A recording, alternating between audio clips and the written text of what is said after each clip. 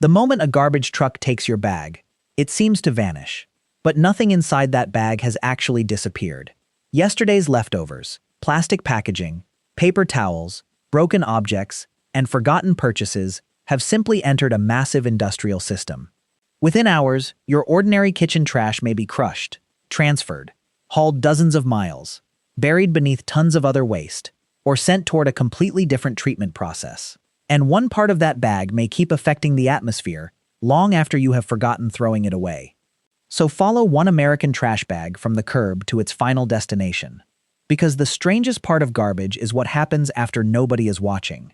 It begins outside your home. Early in the morning, a collection truck moves through your neighborhood. Depending on the city, workers may manually empty containers, or robotic arms may lift them automatically. Your bag falls into the truck's hopper. Then comes the first transformation.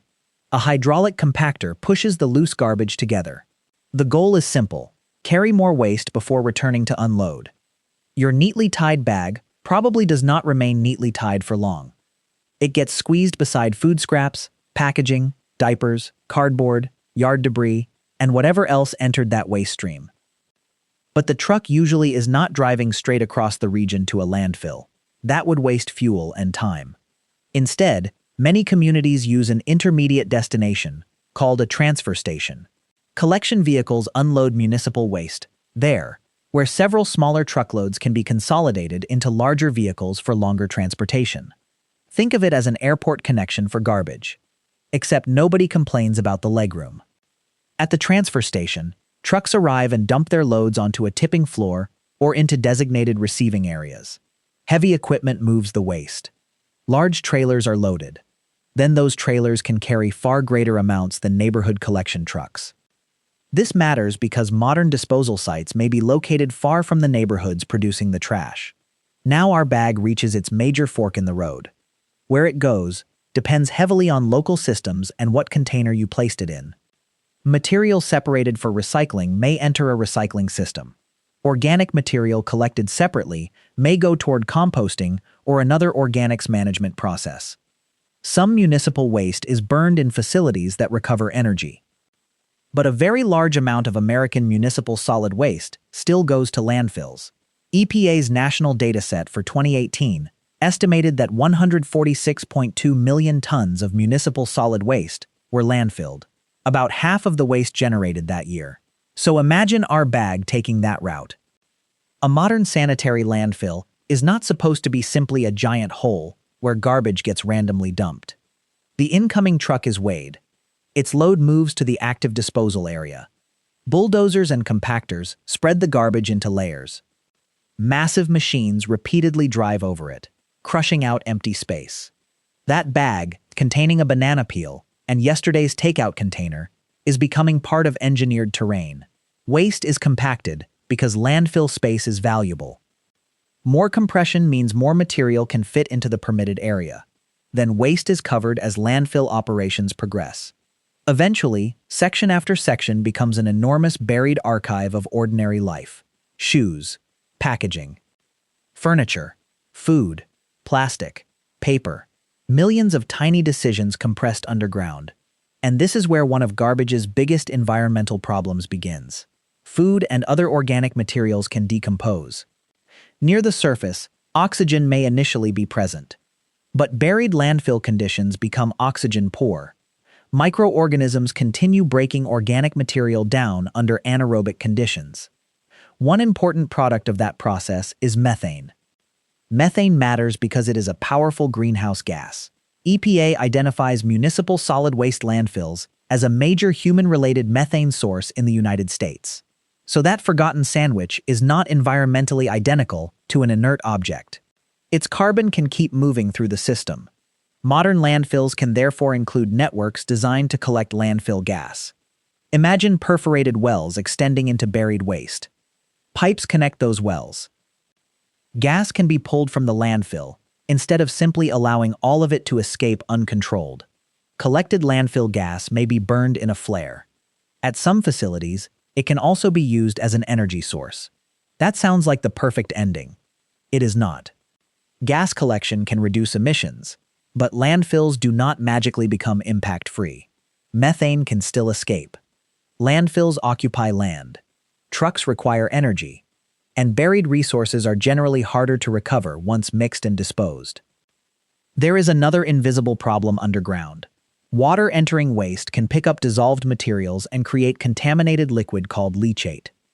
Modern regulated landfills use engineering systems intended to manage this risk, including liners and leachate collection. The landfill is therefore less like a trash mountain and more like long-term environmental containment infrastructure. And it must keep working after the garbage trucks stop arriving. Now rewind our journey. What if your item entered the recycling bin instead? Its path can look completely different. Collected recyclables may be delivered to a material recovery facility. There, machinery and workers separate valuable materials into cleaner streams.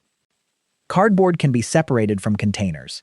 Magnets can pull certain metals. Other equipment can sort additional materials based on their physical properties. Eventually, recovered materials can be baled and sold for processing into new products. But recycling has an uncomfortable limitation. The symbol on an object does not guarantee that your local program can successfully recycle it. Accepted materials vary. Markets vary.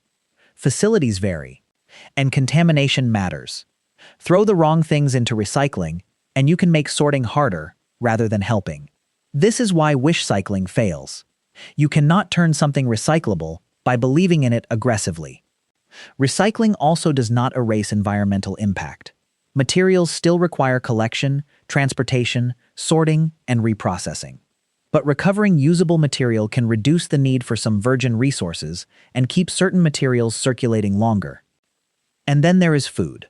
If separated organic waste is composted under oxygen-rich conditions, its biological journey differs dramatically from food buried inside an oxygen-poor landfill. That distinction matters because anaerobic decomposition in landfills produces methane. This creates one of the simplest lessons in the entire waste system. What you throw away matters. But where you throw it matters too.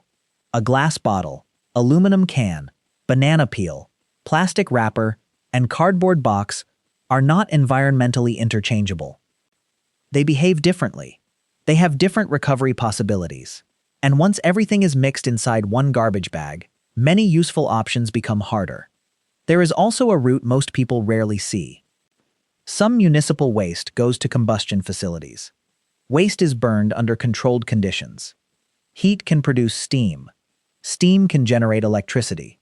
The process dramatically reduces the volume of waste, but it does not make matter disappear. Combustion produces gases that require pollution controls, and solid ash remains afterward. Even fire does not offer an escape from physics. That is the real surprise of your garbage bag. There is no place called away. There are only destinations: a transfer station, a sorting facility, a compost operation, a combustion plant, a landfill, and each destination changes what happens next. The garbage truck is not the end of your responsibility. It is simply the moment your waste becomes someone else's engineering problem. By then, thousands of workers, machines, pipes, roads, regulations, and facilities may become involved in handling objects you used for minutes. And the most effective intervention often happens before the truck ever arrives. Buy less disposable material. Reuse what still works. Follow your local recycling rules instead of guessing. Keep food waste out of landfills when practical programs exist. These actions sound almost boring. That is exactly why they matter. Waste management is not mostly about dramatic environmental gestures. It is about billions of ordinary decisions repeated every day. So next time a garbage truck swallows your bag and disappears around the corner, remember what really happened. Your trash did not vanish. You simply stopped seeing it. Its journey continued without you.